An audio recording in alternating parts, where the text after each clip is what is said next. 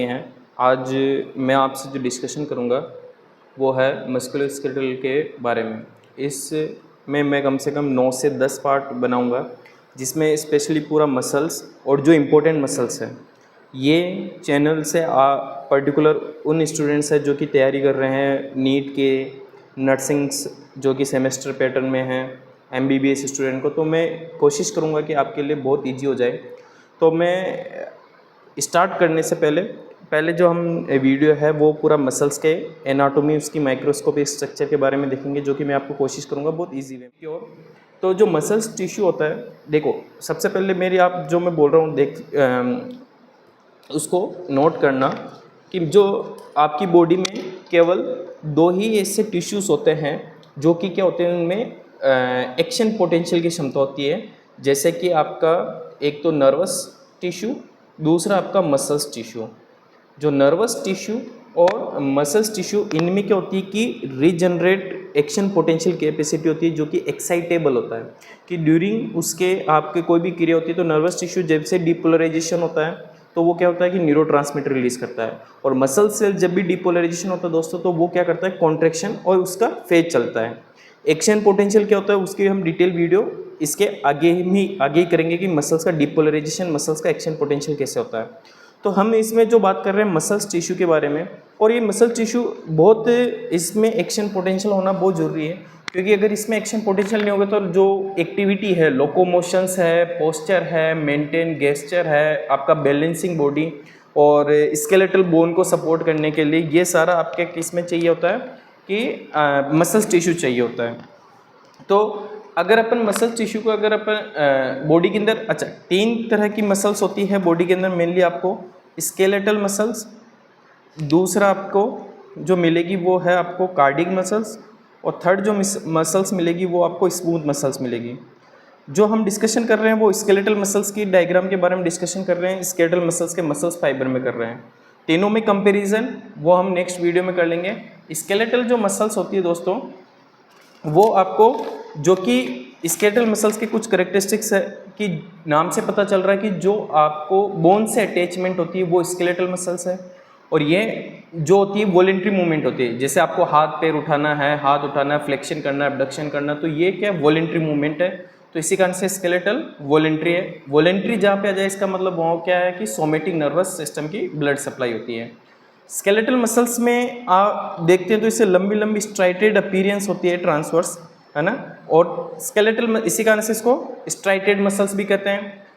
एक और करेक्टरिस्टिक्स है कि इस मसल्स में मल्टी न्यूक्लिएटेड होते हैं, क्योंकि जब भी एम्ब्रियो पीरियड में क्या होता है कि मसल्स का इस तरह क्या होता है कि जो एक मसल्स होती है वो, उन मसल्स का क्या होता है कि साइटोप्लाज्म कनेक्ट हो जाता है और एक लंबा फाइबर बन जाता है, और वो न्यूक्लियस क्या हो जाता है कि एक ही एलोंगेटेड, एक्चुअली मल्टी न्यूक्लिएटेड क्या होता है, जैसे ये सेल्स होते हैं तो ये क्या है, इनका न्यूक्लियस है। तो मसल सेल्स क्या होते हैं कि इन सभी सेल्स का एक ही साइटोप्लाज्म हो जाता है, और न्यूक्लियस क्या होता है इसके यहाँ पे एक ही सेल्स में हो जाता है, तो ये क्या कहलाता है, मसल्स फाइबर। मसल्स फाइबर इसलिए बोला जाता है क्योंकि ये एलोंगेटेड होते हैं, इसी कारण से इसको एलोंगेटेड मसल्स फाइबर कहा जाता है। ये कुछ करेक्टरिस्टिक्स है। अगर अपन एक मसल्स फाइबर जो, जैसे स्केलेटल मसल्स को अगर देखते हैं तो ये बोन है और ये मसल्स है, और बोन टू मसल्स को जोड़ने वाला क्या होता है दोस्तों, टेंडन होता है। बोन टू मसल्स को जोड़ने वाला क्या होता है, टेंडन होता है, ठीक है ना।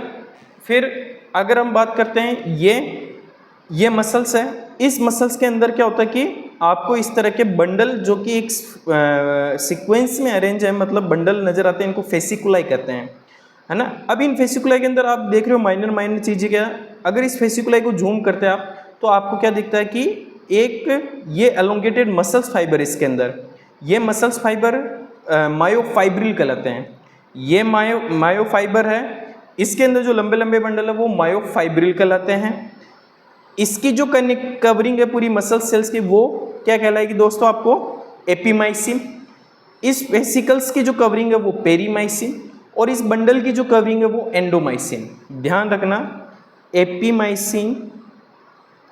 एपीमाइसिन यानी होल मसल्स की कवरिंग जो कि कनेक्टिव टिश्यूज की है ना, एरियोलर कनेक्टिव टिश्यूज की, होल मसल्स की कवरिंग।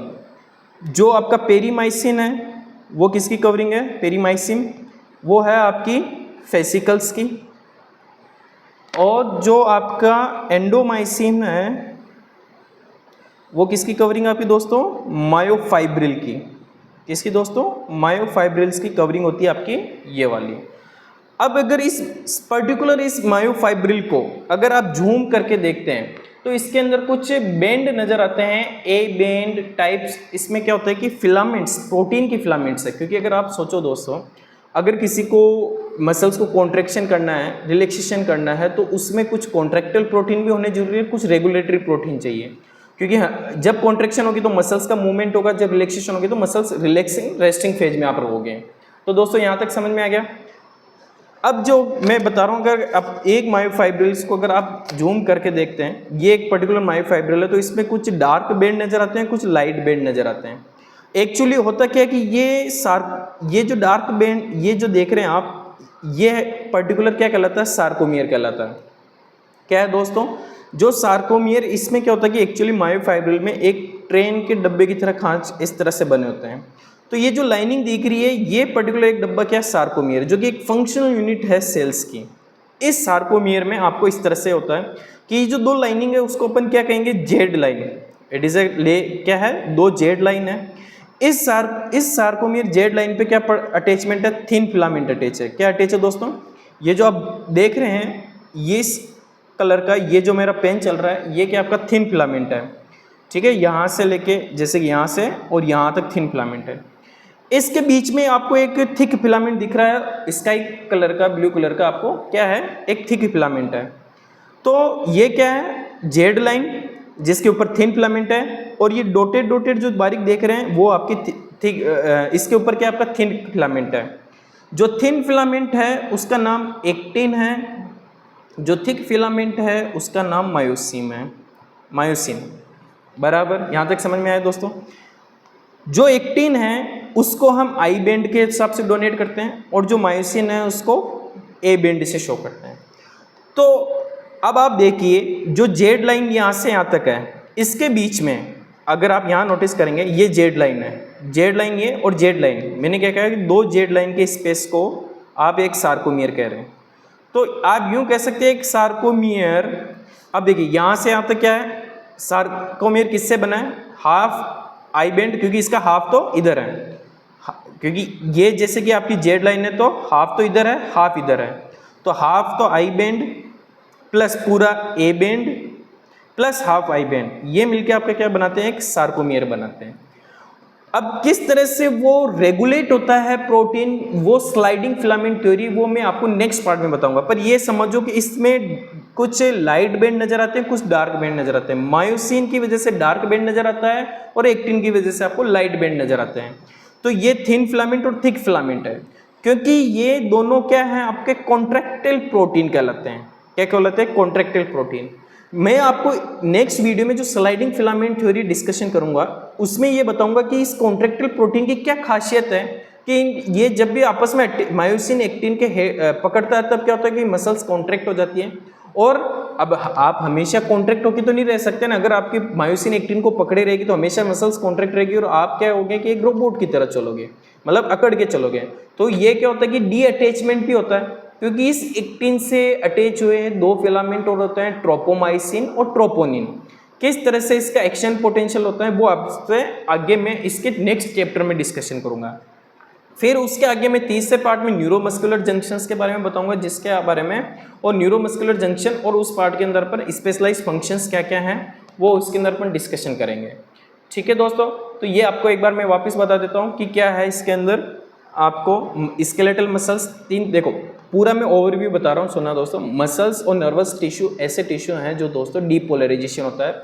न्यूरॉन का डीपोलराइजेशन होगा तो वो न्यूरोट्रांसमीटर रिलीज करेगा, और मसल्स का डीपोलराइजेशन होगा तो वो कॉन्ट्रैक्शन होगी। ठीक है दोस्तों, फिर उसके बाद क्या होता है कि मसल्स तीन टाइप की बॉडी में होते हैं, स्केलेटल मसल्स, कार्डियक मसल्स और स्मूथ मसल्स। स्केलेटल मसल्स के जो कि बॉडी से अटैचमेंट है, जो कि आप क्या होता है कि जैसे ये उंगली में हिला रहा हूँ, ये मैं हाथ हिला रहा हूँ, हाथ उठा रहा हूँ, किसी तरह से फ्लेक्शन एक्सटेंशन, ये सारी क्या आपकी स्केलेटल मसल्स है जो कि बोन से अटैच है। इन कार्डियक मसल जो कि पर्टिकुलर हार्ट में पाई जाती है वो अपन देखेंगे, इनमें कंपैरिजन बताऊंगा जो आपको इजी आ जाए। और स्मूथ मसल जो कि ऑर्गन से अटैचमेंट होते हैं। मेजर डिफरेंस है कि स्केलेटल मसल्स को आप वॉलेंट्री कर सकते हो, कार्डियक मसल्स को और स्मूथ मसल्स को इनवॉलेंट्री कंट्रोल है, जिस पे आपका कोई कंट्रोल नहीं चलता। ठीक है। अब इसके अंदर अगर आपने डायग्राम मैंने आपको बताया, ये आपका नेक्स्ट पार्ट में है। जो स्केलेटल मसल्स होती है वो बोन से अटैच है। इनका अगर देखा जाए तो अटैचमेंट आप इसमें देख सकते हैं कि ये जो कवरिंग है मसल्स की वो एपीमाइसिन, पेरीमाइसिन या एंडोमाइसिन, तीनों कनेक्टिव टिश्यूज की कवरिंग है। होल मसल्स की कवरिंग है कनेक्टिव टिश्यूज को आप क्या कहेंगे, एपीमाइसिन। इसके अंदर जो फेसिकुलाई पड़े हैं बंडल इस तरह से ब्रांच में फेसिकुलाई, वो उसकी कवरिंग है आपकी पेरीमाइसिन। और इसमें जो डॉटेड डॉटेड दिख रहे हैं ये, इसको एक को जूम करोगे तो ये लंबे लंबे क्या है, मायोफाइब्रिल। मायोफाइबर तो पूरी मसल्स, आप मसल सेल्स कीजिए, मायोफाइबर कीजिए, बात एक है। पर मायोफाइब्रिल जो होता है वो एक पर्टिकुलर मसल्स का बंडल वो कहलाता है। अब इस मायोफाइब्रिल को अगर आप जूम करते हैं तो आपको इस तरह से डार्क बैंड और लाइट बैंड नजर आते हैं। तो जो डार्क बैंड लाइट बैंड है क्योंकि इसमें कॉन्ट्रैक्टाइल प्रोटीन मौजूद है, इस कारण से नजर आते हैं।